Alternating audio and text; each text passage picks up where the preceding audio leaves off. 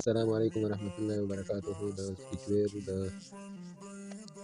پښتو ژبې درس لومړۍ برخې ته ښه راغلاست. د دې د شروع په جوړ په نننۍ ویډیو کې تاسو ته د شروع صفحې جوړول او د یو څه شروع صفحې جوړول او چې د وخت تېرېدو سره هغه بلې صفحې ته لاړ شي. مثال دلته اپلیکیشن لومړی یو جوړ کړئ، پښتو سکیچویر نوم مقصد ورکړئ، نو خیار نوم ورکوئ، خپله خوښه مو مثلا ما پښتو سکیچویر ورکړ. نو په اپلیکیشن کلیک وکړئ، اپلیکیشن چې کلیک کړئ لومړی به دغه ځای دغه پورته ټول بار دا به ترې حذف کړئ.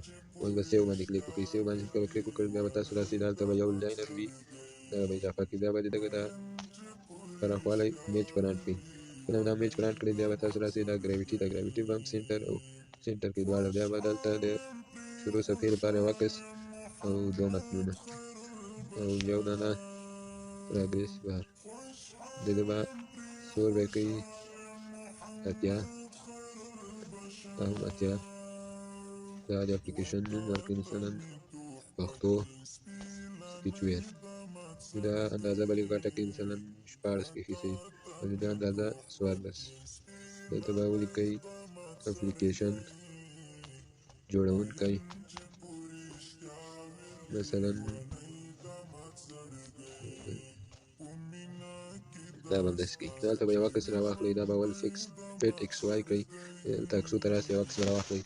ما سره تیار پې شته ایمیل کې. تاسو چې کله غواړئ د ګالري څخه راواخلئ، دغه ځای کې به کلیک وکړئ، دا د جمع علامه باندې دغه باندې کلیک وکړئ، خپله ګالري څخه عکس رااخیست. فی الحال ما دا راواخیست، دا خو صحیح ده. دلته به همدغه عکس انتخاب کړئ.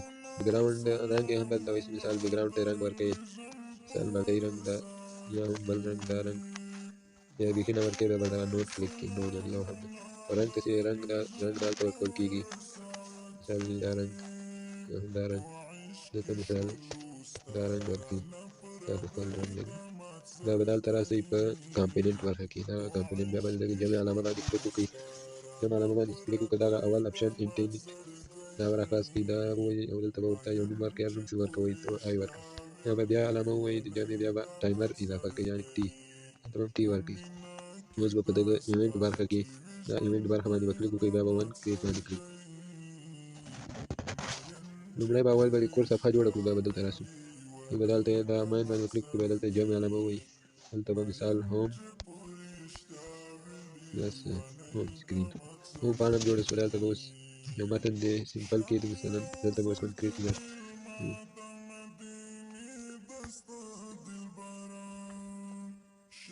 تاسو به دغه اکټیویټي سیټ ټایټل دا به راواخلئ، دلته به د ټایټل لپاره یو متن ولیکئ، مثلا پښتو سکیچویر. ته هم دا ولیکئ. اوس به راسئ بېرته د مین اکټیویټي ته، اوس به تاسو ایونټ ته راسئ، ایونټ کې به ون کریټ باندې کلیک وکړئ. تاسو به دلته کامپوننټ برخې ته راسئ، دلته به یو ټي د ټایمر والا برخې دغه بلاک به راواخلئ، دلته به د ټایمر ټي انتخاب کړئ، دلته به وخت ورکړئ، مثلا په 3 ثانیو، د ثانیو لپاره 3 ټکي دي، 3 ثانیې مثال که 4 ثانیې ورکوئ دغه 4 کړئ، که 15 ورکوئ مثلا 15 ثانیې وخت، 15 ثانیې ورکوئ 15 ورکوئ، که 10 ثانیې ورکوئ مثلا 10 به ولیکئ. دلته هر څو ثانیې ورکوئ، خو زه 3 ثانیې ورکوم. بیا به دلته هغه کوي سټارټ سیټ سکرین، دا به راواخلئ، مثلا انټرنیټ دا به انتخاب کړئ، سیټ سکرین یعنې سکرین ته لاړ شي، بل سکرین ته، یعنې بیا ورته دلته انتخاب کړئ چې کله دغه ټایمر شروع شي 3000 ثانیې تېرې شي، بیا د سیټ سکرین دا سکرین دې شي سیټ هوم اکټیویټي ته، بیا به دغه سټارټ او دا هوم اکټیویټي سټارټ شي مثال، او فینش اکټیویټي یو فینش اکټیویټي دا بیا د کاریال بندولو لپاره ده، او فینش اکټیویټي بعضې د یوې اکټیویټي د بندولو لپاره ده. دلته فینش اکټیویټي او دا د شروع صفحې اکټیویټي نه ختمه شي او کور ته دې لاړ شي، مثلا دغه صفحه دې ورکه شي او ډایرکټ دې دغې ته لاړ شي، بیا دې دغې ته مثال د 3 ثانیو په تېرېدو سره د دغې اکټیویټي ته لاړ شي او دغه دې ختمه شي، چې بیا د شا په بټن باندې کلیک شي او بیا ووځي، مثال بېرته دغې هغه صفحې ته لاړ نه شي.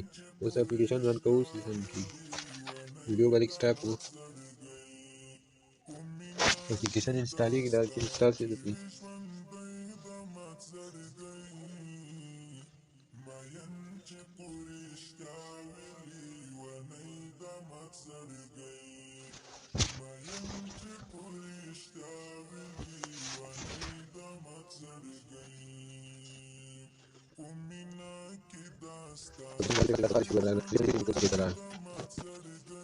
بیا راتلونکي ویډیو پورې په لوی الله سپارم، د خدای په امان.